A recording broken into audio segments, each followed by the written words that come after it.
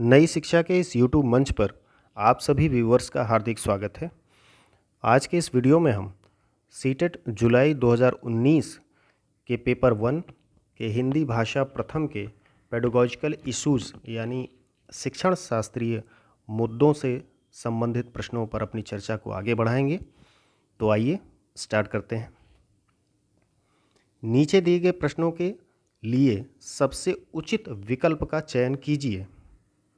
आपका पहला प्रश्न है, अर्थात प्रश्न पत्र के अनुसार प्रश्न संख्या 106, बच्चे सामाजिक अंतःक्रिया से भाषा सीखते हैं, यह विचार किसका है? आपके विकल्प हैं, पहला वाइगोत्स्की का, दूसरा जीन पियाजे का, तीसरा स्किनर का और चौथा पावलोव का।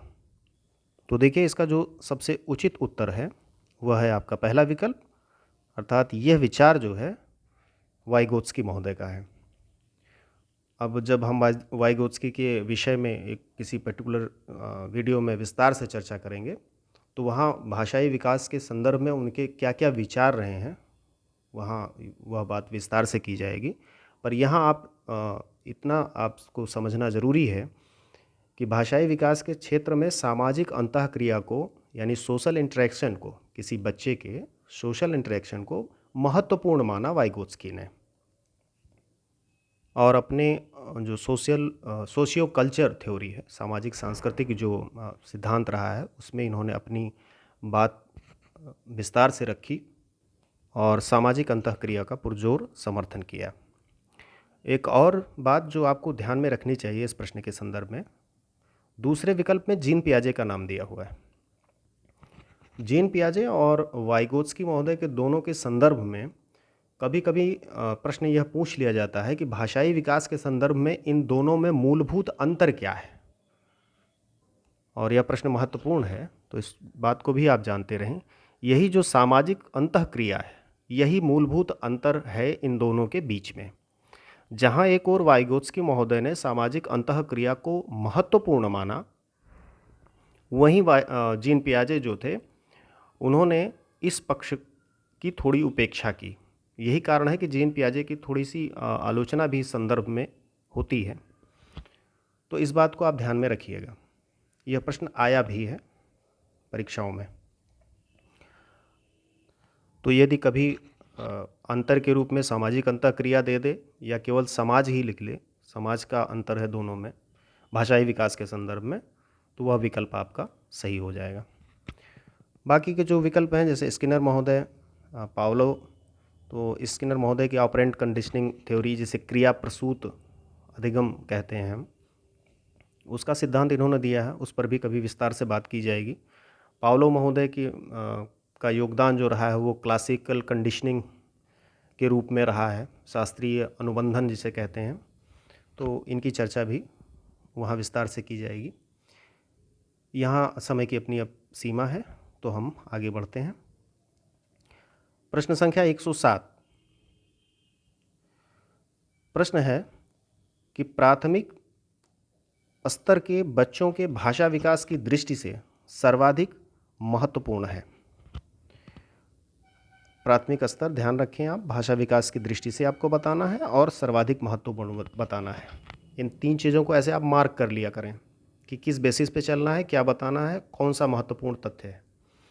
तो इससे चीज़ें आसान हो जाती हैं प्रश्न को हल करने के लिए। आपके विकल्प हैं, पहला पाठ्यपुस्तक, दूसरा समाचार पत्र, तीसरा बाल साहित्य और चौथा पत्रिका। तो बिल्कुल ये रिपीटेड क्वेश्चन भी है। भाषाई विकास की दृष्टि से जहाँ तक प्राथमिक स्तर पर सर्वाधिक महत्वपूर्ण होने की बात है, तो वह होगा आपका तीसरा विकल्प, यानी बाल साहित्य। क्यों? क्योंकि ये भाषाई विविधता की रंगतें लिए हुए रहता है, भाषा की विविधता की रंगतें इसमें समाहित होती हैं, इसलिए ये आकर्षित भी करता है बच्चों को, और इससे रुचि के साथ वो पढ़ते भी हैं, और भाषाई विकास की दृष्टि से महत्वपूर्ण भी यह हो जाता है। आगे बढ़ते हैं। प्रश्न संख्या 108, भाषा सीखने और भाषा अर्जित करने में मुख्य अंतर का आधार क्या है? ये प्रश्न भी रिपीटेड है, इसकी पहले व्याख्या की जा चुकी है। तो आपके विकल्प हैं, पहला पाठ्य सामग्री, दूसरा भाषा परिवेश, तीसरा भाषा आकलन और चौथा साक्षरता। तो देखिए इन दोनों के बीच जो मूलभूत अंतर है वह है आपका दूसरा विकल्प भाषाई परिवेश का या भाषा परिवेश का। किस तरह से? क्योंकि भाषा अर्जन में, लैंग्वेज एक्विजिशन में जो परिवेश होगा वह आपका स्वाभाविक होता है। ये बात पहले भी बताई जा चुकी है आपको। स्वाभाविक होता है या सहज होता है कह लें, और कुल मिलाकर के अनौपचारिक स्वरूप होता है। यहाँ कोई बहुत ताना बाना व्याकरण के नियम इत्यादि ये सब नहीं सिखाए जाते। बच्चा सहज रूप से अपने घर परिवार में बड़ों के साथ बातचीत, माता पिता के साथ, आस पड़ोस के बच्चों के साथ या आंटी अंकल के साथ सीखता रहता है। सहज रूप से वो अर्जन करता रहता है भाषा का। और जहाँ तक भाषा सीखने की बात है, जिसे हम भाषा अधिगम या लैंग्वेज लर्निंग कहते हैं, उसका स्वरूप जो होता है वो भाषा अर्जन की अपेक्षा कृत्रिम हो जाता है, या इसे आप बनावटी कह सकते हैं, अथवा इसके लिए आप औपचारिक शब्द का इस्तेमाल कर सकते हैं। औपचारिक स्वरूप हो जाता है यहाँ पर, यानी उपचार किया जाता है यहाँ। अब उपचार में कौन कौन से लोग शामिल होंगे? जाहिर सी बात है कि कोई संस्था इन्वॉल्व होगी, जैसे विद्यालय हो गया आपका, लोग इन्वॉल्व होंगे जैसे टीचर हो गए, बाकी विधियाँ आ जाएंगी, उसमें जुड़ जाएंगी, तमाम मेथड्स जुड़ेंगे, तकनीकें जुड़ेंगी। तो यही मूलभूत अंतर है भाषा सीखने और भाषा अर्जन में। इस बात को आप ध्यान में रखिएगा। आगे बढ़ते हैं, प्रश्न संख्या 109। प्राथमिक स्तर पर बच्चों की भाषा के आकलन में आप सर्वाधिक महत्व किसे देंगे? आपके विकल्प हैं, पहला लिखित परीक्षा, दूसरा जांच सूची, तीसरा प्रश्नावली, चौथा पोर्टफोलियो। ये भी रिपीटेड क्वेश्चन है और इसका जो राइट आंसर है वो है पोर्टफोलियो। पोर्टफोलियो की चर्चा पीछे की जा चुकी है और जहाँ तक मुझे ध्यान है कम से कम 2 बार ये प्रश्न रिपीट हुआ है, स्वरूप को बदल करके। तो आप ध्यान रखेंगे एक बात ये भी कि अब जैसे जैसे हम आगे बढ़ते जा रहे हैं, प्रश्न जो है वो रिपीट होंगे, काफ़ी संख्या में होंगे। बस ये है कि उनके पूछने का स्वरूप बदल जाएगा, उत्तर वही होगा। तो इसलिए उस पर अब विस्तार में जाने की आवश्यकता नहीं रहेगी यदि आप लगातार वीडियो देख रहे हैं तो। पोर्टफोलियो के बाद जहाँ तक रही, तो आप मोटे तौर पर आप ये जान लें, पोर्टफोलियो एक इतिवृत्त है, इतिहास है बच्चे का, एक पंक्ति में। आगे बढ़ते हैं, प्रश्न संख्या 110। पढ़ने की प्रक्रिया में सर्वाधिक महत्वपूर्ण है।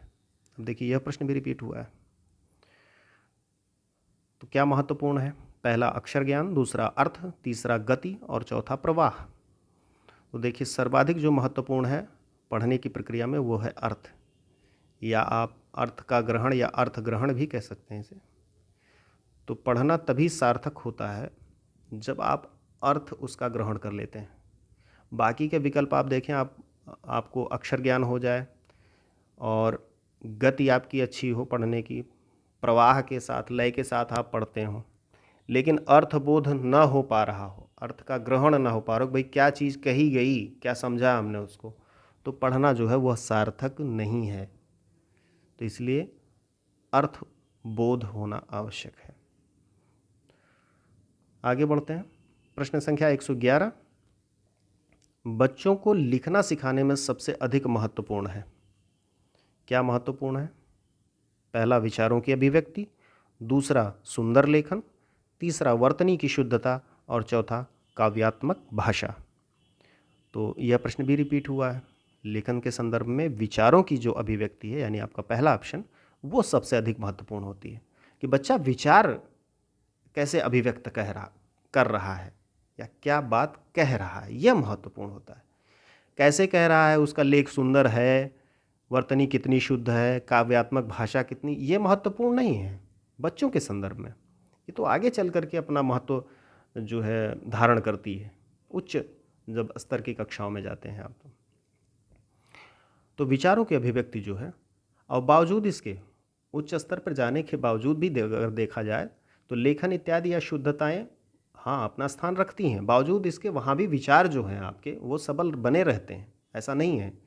लेकिन यहाँ मुख्य रूप से जो है वो विचारों की अभिव्यक्ति प्राथमिक होती है, बाकी चीज़ें गौड़ हो जाती हैं। अब वह तो व्यवहारिक दृष्टि है कि कोई भी सुंदर लेख होगा जो अच्छे से लिखा गया हो तो आकर्षित तो करता ही है पाठक को, पाठक की या पढ़ने वाले की कह लीजिए उसमें रुचि जगती है, ठीक है। आगे बढ़ते हैं।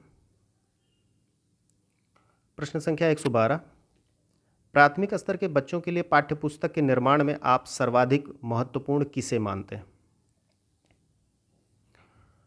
प्राथमिक स्तर है, ध्यान रखें, पाठ्यपुस्तक का निर्माण आपको करना है तो आप महत्व किसे देंगे? आपके विकल्प हैं, पहला प्रसिद्ध लेखक, दूसरा प्रसिद्ध रचनाएं, तीसरा भाषा की विभिन्न रंगतें और चौथा भाषा का विविध गद्य साहित्य। अब देखिए, गद्य साहित्य पर इन्होंने जोर दे करके पहले विकल्प पद्य साहित्य को स्थान नहीं दिया इन्होंने, और गद्य पर इतना जोर दे दिया। तो ये कुछ तार्किक प्रश्न ऐसे रहते हैं कि जो आप तर्क करके उसको आप एलिमिनेट कर सकते हैं, हटा सकते हैं, एक पक्षीय हो जाते हैं ऐसे विकल्प। जो तीसरा विकल्प है आपका, भाषा की विभिन्न रंगतें, वह सर्वाधिक उपयुक्त विकल्प है। आप प्राथमिक स्तर पर पाठ्यपुस्तक के निर्माण में इसे महत्वपूर्ण स्थान दें, भाषा की विभिन्न रंगतों का। अब इसमें कहानी, कविताएं इत्यादि हो सकती हैं, पहेलियां हो सकती हैं। आगे बढ़ते हैं। प्रश्न संख्या 113, बहुभाषिक कक्षा बहुभाषिक कक्षा में मातृभाषा प्रयोग को क्या करना चाहिए? आपके विकल्प हैं, पहला अस्वीकार किया जाना चाहिए, दूसरा स्वीकार किया जाना चाहिए, तीसरा अधिक महत्व नहीं दिया जाना चाहिए, चौथा अनदेखा किया जाना चाहिए। यह प्रश्न भी रिपीटेड है। तो देखिए, अनदेखा करना, अधिक महत्व न देना और अस्वीकार करना लगभग मिलते जुलते से हैं, और ऐसी मातृभाषा के विषय में अभी तक मान्यता स्थापित नहीं हो पाई है और न आसार इसके हैं कि भविष्य में कभी होगी। मातृभाषा एक बच्चे की अस्मिता है, उसकी पहचान है, या कह लें आप आइडेंटिटी है, जिसको लेकर के वो विद्यालय में प्रवेश करता है। तो ज़रूरत इस बात की है कि उसे स्वीकार किया जाए। दूसरा विकल्प आपका सही है, मातृभाषा प्रयोग को आप स्वीकार करें। नहीं तो यही वजह ज़्यादातर बन जाती है कि बच्चा जब पहली बार विद्यालय आता है तो जो अपनी मातृभाषा लेकर के आता है, आप यहाँ उसे मानक भाषा के रूप में पढ़ाना शुरू कर दें तो बच्चा एक अनजान सी दुनिया में लगने लगता है उसको कि पहुँच गया हूँ मैं, और ये कैसे लोग हैं, इनकी तो भाषा ही अलग है, बोलचाल अलग है, रहन सहन का ढंग अलग है। तो आपसे धीरे धीरे वो उस विद्यालय से और शिक्षक से कटने लगता है। तो इसलिए मातृभाषा प्रयोग को शुरुआती दौर में प्रोत्साहित करने की आवश्यकता है। उसके बाद आप मानक भाषा के रूप में उसको आगे उच्च कक्षाओं में जाने के बाद उस तरफ आप ले जा सकते हैं। ठीक, तो आपका दूसरा विकल्प सही है। आगे बढ़ते हैं। प्रश्न संख्या 114, भाषा सिखाने में सर्वाधिक महत्वपूर्ण है, क्या महत्वपूर्ण है? पहला, अभिभावकों का साक्षर होना, दूसरा भाषा शिक्षक का भाषा ज्ञान, तीसरा भाषा का समृद्ध परिवेश और चौथा संचार माध्यमों का प्रयोग। तो देखिए, यह भी प्रश्न रिपीट हुआ है, अपना स्वरूप बदल करके यहाँ आ रहा है केवल। तो इसका जो तीसरा विकल्प है कि भाषा सिखाने में जो समृद्ध परिवेश होता है वह सर्वाधिक महत्वपूर्ण होता है, न कि अभिभावकों का साक्षर होना, पहला विकल्प, या भाषा शिक्षक का भाषा ज्ञान बहुत महत्वपूर्ण होता है। ऐसा नहीं, भाषा ज्ञान बहुत है शिक्षक को, लेकिन वह ऐसी परिस्थितियों का निर्माण नहीं कर पा रहा है जिसमें भाषा सीख सकें बच्चे, तो क्या मतलब बनता है फिर उसका? और वही हाल संचार माध्यमों का प्रयोग। ठीक है, तो परिवेश, संचार माध्यम हो या फिर प्रिंट रिच मटेरियल हो, इन सब का जो मिला जुला स्वरूप है जिसे हम समृद्ध परिवेश कहते हैं, उसका निर्माण करने की ज़रूरत है भाषा सीखने के संदर्भ में। तो तीसरा विकल्प आपका सही है। आगे बढ़ते हैं। प्रश्न संख्या 115, भाषा कौशल के संबंध में कौन सा कथन सही नहीं है? भाषा कौशल यानी सुनना, बोलना, पढ़ना और लिखना, इनके संबंध में एक कथन गलत है, वो आपको तलाशना है। आपके विकल्प हैं, पहला, भाषा कौशल एक दूसरे को प्रभावित करते हैं, बिल्कुल प्रभावित करते हैं। कहा जाता है कि एक अच्छा सुनने वाला एक अच्छा बोलने वाला होता है, यानी एक अच्छा श्रोता ही अच्छा वक्ता होता है। तो देखिए, सुनने का जो कौशल है वो बोलने के कौशल को प्रभावित कर रहा है यहाँ पर। और जाहिर सी बात है भाई, जब अच्छा आप सुनेंगे, सुनने में दिलचस्पी लेंगे, तभी तो अच्छा बोल पाएंगे, तो प्रभावित भी करता है। दूसरा, भाषा कौशल एक दूसरे से संबंधित भी होते हैं, बिल्कुल संबंध होता है आपस में। तीसरा, भाषा कौशल एक क्रम में अर्जित नहीं किए जाते। जी हाँ, बिल्कुल, यह भी सही है, एक सीक्वेंस कोई सीक्वेंस नहीं होता उसमें कि सुनने के बाद बोलना आएगा, बोलने के बाद पढ़ना आएगा, फिर लिखना आएगा, ऐसा ये क्रम ही रहेगा नहीं। हाँ, ठीक बात है कि सुनना कौशल जो है वो सबके लिए आधार का काम करता है, बेसिक है वो। तो सुनने के बाद बोलने की प्रक्रिया हो सकती है और होती भी है, देखा गया है बच्चों में। लेकिन ये ज़रूरी नहीं है कि बोलने के बाद वो पढ़ने पर जाए फिर लिखना शुरू करे। वो बोलने के बाद लिखना शुरू कर सकता है और पढ़ना हो सकता है उसे देर में आए, ये या अंत में वो स्टार्ट करे उसको। तो ये कोई आवश्यक नहीं है कि ये एक क्रम से ही अर्जित किए जाएंगे या सीखे जाएंगे। और यही बात देखिए, अब आपका चौथा विकल्प कह रहा है कि भाषा कौशल एक क्रम में ही अर्जित किए जाते हैं। तीसरे विकल्प ने कहा कि एक क्रम में अर्जित नहीं किए जाते हैं, तो ये बात तो सही है, लेकिन एक क्रम, चौथा विकल्प जो आपका कह रहा है कि एक क्रम में ही अर्जित किए जाते हैं, यही आपका गलत हो जाएगा। तो फोर्थ ऑप्शन जो है आपका वो राइट है। आगे बढ़ते हैं, प्रश्न संख्या 116। बच्चों की भाषा प्रयोग में होने वाली जो त्रुटियां हैं, एरर्स हैं, उनके संबंध में कौन सा कथन उचित नहीं है? आपके विकल्प हैं, पहला, त्रुटियां सीखने की प्रक्रिया का एक पड़ाव है। बिल्कुल ठीक बात है, सीखने का एक हिस्सा है, उसका एक पड़ाव है। दूसरा, त्रुटियां का अर्थ है भाषा अज्ञानता। नहीं है, तो ऐसा नहीं है, और मे बी कि यही विकल्प आपका सही भी होगा। तीसरा विकल्प है आपका, त्रुटियां बच्चों की मदद का मार्ग तय करती हैं। बिल्कुल मदद का मार्ग तय करती हैं। क्यों? क्योंकि जिस तरह की त्रुटियां शिक्षक के सामने आती रहती हैं, उन तरीकों से वह उन्हें दूर करने का प्रयास करता है।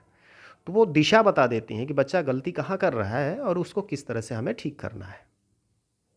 बिल्कुल मदद का मार्ग तय करती हैं त्रुटियां। चौथा विकल्प, त्रुटियों का अर्थ नहीं है शिक्षक में कमी। बिल्कुल ठीक बात है कि हम त्रुटियों के आधार पर ये नहीं कह सकते हैं कि शिक्षक में कमी है। कमी कई जगहों पर हो सकती है, तो केवल एकमात्र शिक्षक को दोष देना ये ठीक नहीं है। तो यह बात भी सही है, कहने का मतलब चौथा विकल्प। अब प्रश्न में क्या था कि त्रुटियों के संबंध में कौन सा कथन उचित नहीं है, तो ये हो जाएगा आपका दूसरा विकल्प कि त्रुटियों का अर्थ जो है भाषा अज्ञानता होती है, तो ऐसा नहीं है। यही आपका विकल्प जो है वो गलत है। आगे बढ़ते हैं, प्रश्न संख्या 117। निम्न में से कौन सा प्रश्न बच्चों के भाषा आकलन की दृष्टि से सर्वाधिक उपयोगी है? कौन सा प्रश्न आपको पूछना चाहिए? आपके विकल्प हैं, पहला, ईदगाह कहानी के मुख्य पात्र का नाम बताइए। दूसरा, ईदगाह कहानी को अपनी भाषा में सुनाइए। तीसरा, ईदगाह कहानी में हामिद ने क्या खरीदा। चौथा, ईदगाह कहानी की मुख्य घटनाएं बताएं। अब देखिए, यहाँ प्रश्न के संदर्भ में जो आपका दूसरा विकल्प है वो सर्वाधिक उचित है। क्यों? क्योंकि ईदगाह कहानी को अपनी भाषा में जब बच्चा सुनाएगा तो भाषा को विस्तार मिलेगा और आकलन आपका सबसे बेहतरीन तरीके से हो सकता है वहाँ पर। बाकी के विकल्पों में जो तथ्यात्मक उत्तर ज़्यादा निकल करके आएंगे, अब जैसे पहला विकल्प आप देखें, मुख्य पात्र का क्या नाम था, अब उसने एक शब्द में बता दिया कि उसका नाम हामिद था। आप इस हामिद नाम के उत्तर से किस तरह भाषा का आकलन करेंगे? विस्तार भाषा को मिल ही नहीं रहा है, एक शब्द मात्र में भाषा सिमट के रह गई। तो ऐसे प्रश्नों से आप भाषा का आकलन नहीं कर सकते हैं जब तक भाषाई विस्तार, अभिव्यक्ति को उसके विस्तार न मिले। अब यही चीज़ तीसरे विकल्प की भी हो जाती है कि हामिद ने मेले से क्या खरीदा। अब यहाँ पर बच्चा बता सकता है कि खिलौना खरीदा। तो खिलौना बता देने मात्र से आप किस तरह से आप उसकी भाषा का आकलन कितना कर पाएंगे? यही हाल चौथे विकल्प का है कि मुख्य घटनाएं, मान लीजिए 2 घटनाएं उसने बता दी, तो यहाँ भी भाषा को बहुत ज़्यादा विस्तार नहीं मिल पाया, या वो कह लें कि उसकी अभिव्यक्ति को विस्तार नहीं मिल पाया, ज़्यादा कुछ वो बोल नहीं पाया। तो इसलिए जो दूसरा विकल्प है आपका वो सबसे उचित है। आइए आगे बढ़ते हैं, प्रश्न संख्या 118। बच्चों में भाषा सीखने की क्षमता क्या होती है? आपके पहला विकल्प है आपका अर्जित की जाती है। दूसरा, अनुकरणीय होती है। तीसरा बिल्कुल भी नहीं होती है और चौथा जन्मजात होती है। तो यहाँ आप एक चीज़ ध्यान में रखिएगा कि ये एक स्टेटमेंट है जो चाम्स्की महोदय का है, उसे थोड़ा-सा तोड़ करके यहाँ पर प्रश्न के रूप में उसको स्वरूप दिया गया है। तो चौथा विकल्प आपका सही है, जन्मजात होती है। और ये ध्यान रखिएगा, चाम्स्की महोदय का ये स्टेटमेंट है, ये पहले भी आ चुका है, रिपीटेड है कि बच्चों में भाषा सीखने की क्षमता जो होती है वो जन्मजात होती है। आइए आगे बढ़ते हैं। प्रश्न संख्या 119। बच्चों के भाषा सीखने में सर्वाधिक महत्वपूर्ण है, क्या है? पहला विकल्प मानक वर्तनी, दूसरा शुद्ध उच्चारण, तीसरा बातचीत और चौथा सुंदर लिखना। बिल्कुल ये भी रिपीटेड क्वेश्चन है। तीसरा विकल्प आपका सही है। बातचीत जो बच्चों की है, उनका कन्वर्सेशन है, वह भाषा सीखने में सर्वाधिक महत्वपूर्ण है। इसीलिए अधिकाधिक बातचीत करने के अवसर बच्चों को उपलब्ध कराए जाने चाहिए। इस बात को बार बार उभारा जाता है। बाकी मानक वर्तनी, उच्चारण, सुंदर लेख ये नहीं होंगे। आगे बढ़ते हैं। प्रश्न संख्या 120। प्राथमिक स्तर पर भाषा सीखने सिखाने का अर्थ है, क्या है? पहला विकल्प है आपका वर्णमाला को सीखना, दूसरा भाषा का प्रभावी प्रयोग, तीसरा साहित्य की रचना, चौथा अलंकारिक भाषा का प्रयोग। तो बिल्कुल ठीक बात है, आपका जो दूसरा विकल्प है वो सीखने सिखाने के संदर्भ में भाषा का जो प्रभावी प्रयोग होता है वह प्राथमिक स्तर पर महत्वपूर्ण होता है। बाकी वर्णमाला, साहित्य की रचना ये तो उच्च कक्षाओं के विषय हैं और अलंकारिक भाषा प्रयोग भी उच्च स्तर की चीज़ें हैं। तो इस तरह से दूसरा विकल्प आपका सही है। इसी के साथ आज का हमारा ये वीडियो यहीं समाप्त होता है। मिलते हैं नेक्स्ट वीडियो में। आप सभी को एक अच्छे भावी शिक्षक के रूप में हार्दिक शुभकामना। धन्यवाद।